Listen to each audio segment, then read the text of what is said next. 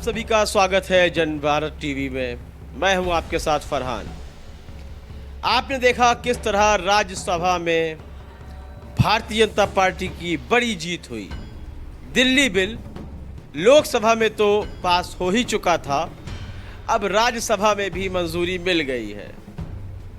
इसके बाद कहीं ना कहीं विपक्षी एकता को बड़ी ताकत मिली होगी। ताकत यूँ मिली होगी कि अरविंद केजरीवाल और कांग्रेस के बीच एक तकरार थी।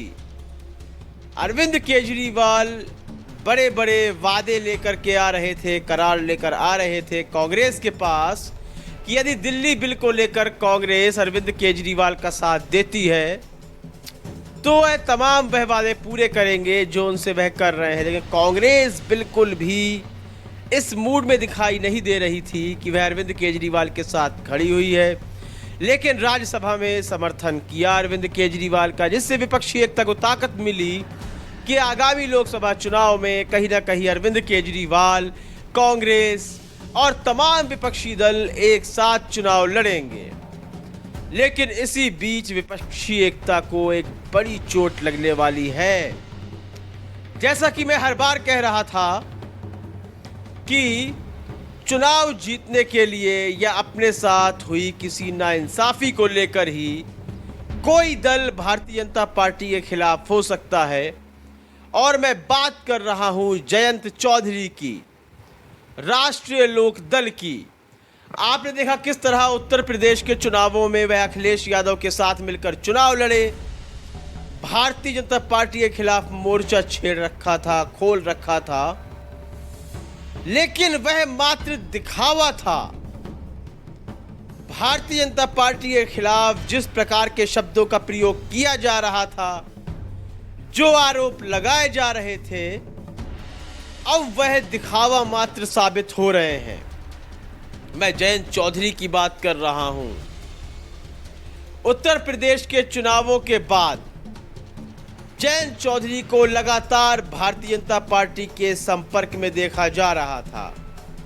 ऐसा क्यों हुआ? भारतीय जनता पार्टी को भले ही हार का सामना नहीं करना पड़ा, लेकिन जयंत चौधरी के अखिलेश यादव के पास मिल जाने से भारतीय जनता पार्टी को जो नुकसान हुआ है, भविष्य में या आगामी लोकसभा चुनावों में शायद भारतीय जनता पार्टी इस प्रकार के नुकसान के लिए तैयार नहीं है। इसीलिए शायद जयंत चौधरी के आसपास एक घेरा बनाया गया और जयंत चौधरी भी उसमें रुचि दिखाते हुए पाए गए। देखिए, सियासी गलियारे की बात है, जो कानाफूसी हो रही है, जो आवाज़ें गूंज रही हैं, वह यही है कि जयंत चौधरी भारतीय जनता पार्टी के खेमे में जा चुके हैं। और सोमवार में हुए राज्यसभा में दिल्ली बिल को लेकर चुनाव में जयंत चौधरी का शामिल ना होना, तो इससे कहीं ना कहीं यह तो मालूम पड़ रहा है कि जयंत चौधरी भारतीय जनता पार्टी के साथ लड़ेंगे। और अगर नहीं भी लड़ेंगे तो विपक्षी एकता के साथ चुनाव लड़ने के संकेत बिल्कुल नहीं दे रहे हैं जयंत चौधरी, जैसी की हरकतें इस वक्त करते हुए नजर आ रहे हैं।